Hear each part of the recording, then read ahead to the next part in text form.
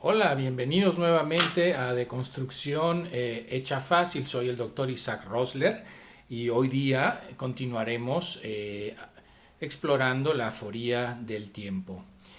Heidegger plantea un concepto muy interesante. Él nos dice por qué hay algo en vez de nada. Hoy día quizás podremos vislumbrar un poco esta idea, porque hay algo en vez de nada.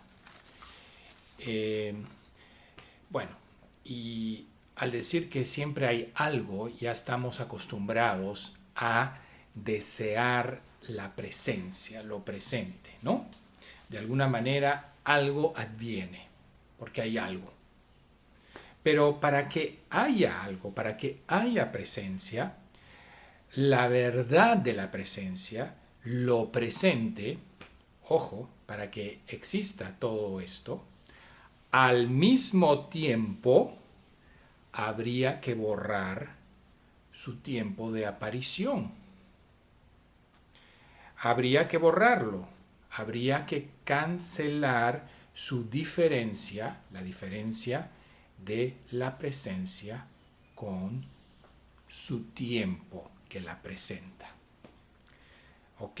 ¿Por qué? Bueno, si recordamos, habría que cancelar aquello que no es. ¿Y qué no es? El mismo tiempo, que nunca se presenta, pero en el horizonte del tiempo, según Heidegger, es donde emerge el ser. Y en la historia, la epocalidad del ser. Entonces, aquí está la gran aporía, la gran contradicción. El tiempo debe desaparecer para que haya ser. Para que haya. ¿Por qué hay algo en vez de nada? Porque anulamos el tiempo. Para que haya el tiempo, para que haya ser, el tiempo que lo hace posible, el tiempo aporístico que no es, debe desaparecer. Entonces, el tiempo que borra al tiempo, de manera natural, entre comillas, es también una escritura.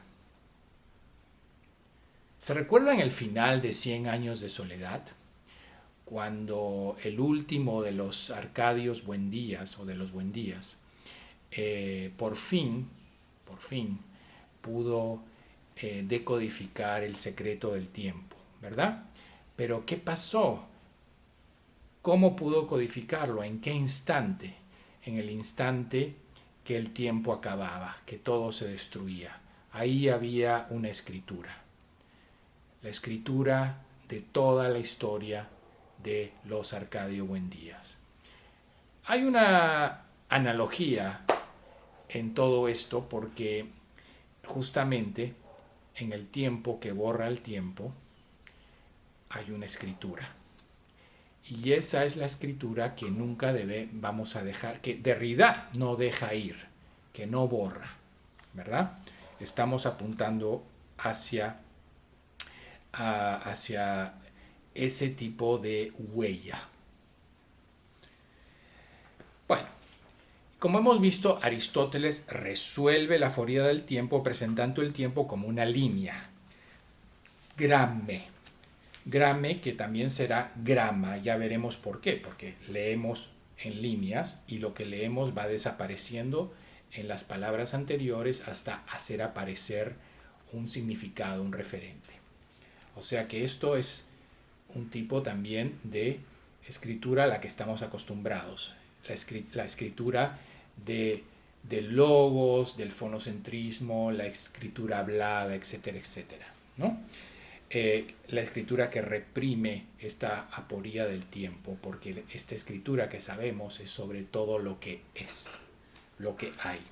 Entonces, la dialéctica aristotélica, hegeliana, etcétera, incluso heideggeriana, hasta cierto punto, confirma la aporía.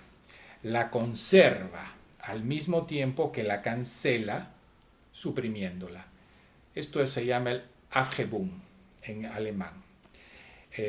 Entonces, no olvidemos que el espacio coexiste con otros espacios, pero un instante no coexiste con otro instante. Entonces, esta cancelación, esta supresión, este Aufhebung, ¿ok? Esta línea confirma la aporía que nunca resuelve. Entonces, ¿a qué conclusión llegamos por el momento? El ser en tiempo presente no es. No es. Tenemos la ilusión de que es, la que emerge, o como diría Heidegger, la aletheia, ¿verdad? Pero esa aletheia nunca ocurre como tal. Es una ilusión, una configuración de una ilusión, ¿verdad? El ser en tiempo presente no es como tal en sí mismo, a menos que se reprima, que se cancele, que se suprima el tiempo, que se olvide, que se consuma. Entonces podemos concentrarnos en este ser que nunca será uno mismo, el ser mismo. Entonces, el sentido del ser empezaría con la destrucción del tiempo. Ahora se hace más obvio, ¿verdad? Lo mismo que el sentido en el discurso gramatical, como hemos visto, lineal, y lo vimos desde el comienzo, ¿no? La concepción, si pensamos en el significante perro con sus sonidos, se va a ir al significado perro, pero se va a ir multiplicando y dividiéndose en varios tipos de perros, no dándonos nunca un perro real, ideal.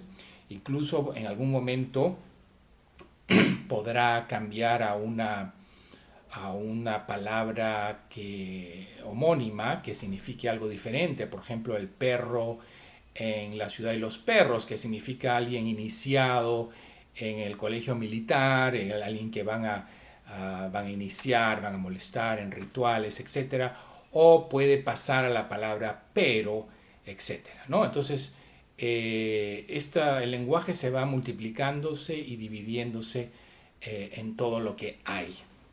Entonces siempre empezaría una nueva destrucción y un nuevo origen.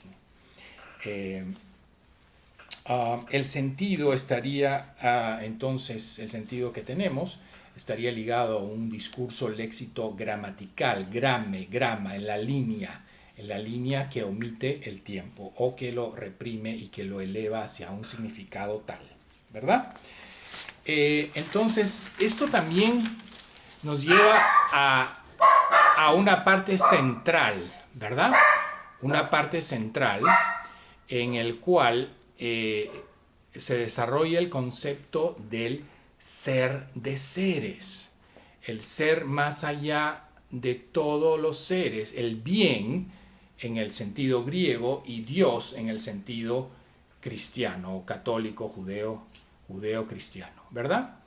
Pero con todo lo que hemos visto ahora, y el Dasein, eso que está ahí, ese ser más allá de todos los seres que Heidegger desarrolla en su filosofía, desde el ser y el tiempo hasta su último libro, en todos figura el ser. Claro que él escribe también un libro muy importante, en donde empieza a pensar la diferencia entre el ser de seres y el ser existente, ¿no? Que es en lo que estamos ahora. Bueno, entonces, al reprimir totalmente el tiempo, estamos en el ser de seres, que nunca sabremos cómo se origina, ¿no? Y simplemente muchos lo asocian con Dios o el bien, lo que está más allá de todos los seres. Y miren el lenguaje que uso, más allá más allá, o sea, una diferencia más y un diferimiento, diferencia y diferimiento, que no termina en multiplicarse y dividirse. Claro que puede esto, en vez de ser un acontecimiento como el que acabo de explicar, ¿no? Dejar libre esta diferencia y diferimiento entre tiempo y espacio y sentir el acontecimiento que trae esto y digamos, toda la heterogeneidad, lo heterogéneo en nuestro pensamiento, en vez de no resistirse a esto y dejarlo libre en el pensamiento más liviano, podemos fijarlo en un ser de seres que omite el tiempo totalmente, ¿no? Para que el ser máximo pueda producirse. Entonces el ser de seres, Dios, se concibe con la borradura del tiempo. El tiempo se suprime para que aparezca el ser. No solamente todos los seres chiquitos, los existentes, pero el ser mayor, el ser de seres, el Dasein, Dios, etc. Todo este sentido del ser, con todos sus conceptos de esencia, presencia y verdad, se logra a través del relevo del tiempo. El relevo, la represión, la resistencia, la dialéctica de la aforía del tiempo y también del espacio. Entonces, el tiempo y el espacio no son más que en la comparación misma de ellos. Existen como una comparación, como una diferencia que se difiere. Ellos existen, se dan existencia el uno al otro en la diferencia y en su diferimiento. Esa es una de las conclusiones. El tiempo sería, ahora, el tiempo, con esta analogía con el espacio, sería, por analogía, continuo, tal como el espacio, en esta represión dialéctica, ¿no? Porque en realidad en su aforía no sería continuo y tampoco sería un número, tampoco sería un movimiento, porque el tiempo no se mueve, tampoco sería divisible en espacios, ni en puntos, ni en límites fijos o sabidos, ¿verdad? Entonces el tiempo sería continuo por analogía, a través de esta dialéctica del tiempo. El tiempo se enumeraría 1 segundo, 2 segundos a las 3 de la tarde y se mediría. Pero de nuevo, el problema es que el tiempo no es número. Lo que se enuncia a través del tiempo medido lineal es siempre otro que el tiempo. ¿Ok? Y el tiempo que está asociado al ser, entonces también estaría anunciando un ser que nunca sería en sí mismo, pero siempre habría una posibilidad de otro ser. ¿Ok? A través de ese tiempo aforístico. Entonces el tiempo, en el sentido griego, con su dinámica, fuerza, potencialidad, movimiento, ha sido pensado en la línea, como grama, gramática, una línea inacabada en el horizonte infinito del ser. Su destino, su fin, su propiedad, su presencia, esencia, ha sido pensado de esa manera. Y acá viene el problema del ser ejemplar, el ser propio, el ser ético, moral, que se fija en ciertos cánones, ¿no? En vez de seguir pensando, ¿no? O sea, acá la deconstrucción lo que quiere hacer es no llegar tanto a una verdad absoluta, sino a una justicia, hacer justicia a los seres, al tiempo, a cada individualidad singular y heterogénea. En vez de fijarnos en un ser concebido o un ser que nos dicte cómo ser, ¿no? En eso la deconstrucción es diferente a toda filosofía. Y hay que tener paciencia para entenderla, porque lo que trae la deconstrucción es realmente una justicia, siempre inacabada, siempre por llegar, pero siempre pensando hacia la justicia del otro, con todas sus aforías. Es un pensamiento de la libertad. Entonces, regresando a esto, el tiempo para la metafísica ¿Qué, qué ocurre? No es un tiempo aforístico que vuelve a empezar, sino es el tiempo del origen, ¿no? La metafísica es origen, inauguración, límite, demarcación, en lo que se vuelve el concepto vulgar del tiempo, asociado con la línea. Ah, entonces habría una temporalidad originaria, que es lo que desarrolla Heidegger y que se empieza a desarrollar con Aristóteles, Hegel, etc. Y una metafísica derivada. Y uno crearía pues el ser auténtico y el ser inauténtico. Y hemos visto todo esto, lo que causa en la... todos estos conflictos que causan en la historia de la humanidad estos seres auténticos que valen más y estos seres inauténticos que valen menos, ya sea por sus... Bueno, no es para discutirlo acá, pero es para pensar. El tiempo auténtico está asociado, según Heidegger, por ejemplo, a la epocalidad del ser, que ya lo hemos mencionado. Alemania nazi, era el ejemplo, la ejemplificación de la epocalidad del ser auténtico, el gobierno del Tercer Reich, que iba a durar 1000 años y iba a ser un ejemplo para la humanidad entera. Claro que los seres no auténticos iban a ser sometidos por los seres auténticos, ¿no? Y toda esta diferencia, esta multiplicidad, esta singularidad entre los seres, entre las personas, se iba a anular completamente para que exista el ser de seres fuera del tiempo, ¿no? Esto no solamente existe en el nazismo, también existe en las religiones, en el comunismo, el fin de la historia, siempre tratándose de eliminar las diferencias, siempre tratando de establecer un ser máximo, un ser de seres a quien obedecer, ¿no? Entonces, el tiempo auténtico está asociado, auténtico entre comillas, por supuesto, porque es el tiempo lineal y no aforístico, está asociada a la epocalidad del ser.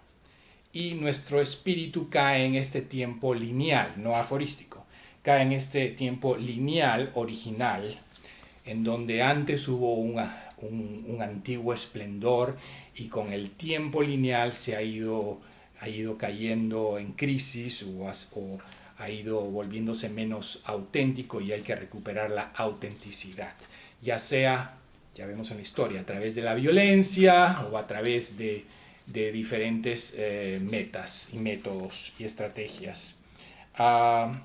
¿Por qué? Porque la metafísica demanda un principio y una presencia en el principio. Y aquí vamos a finalizar este capítulo y en la próxima entrega vamos a finalizar esta marca del tiempo aforístico que, a pesar de que se reprima, va a volver a mostrarse en la metafísica vulgar tal como la conocemos y tal como la estamos presentando en este momento. Gracias por escuchar.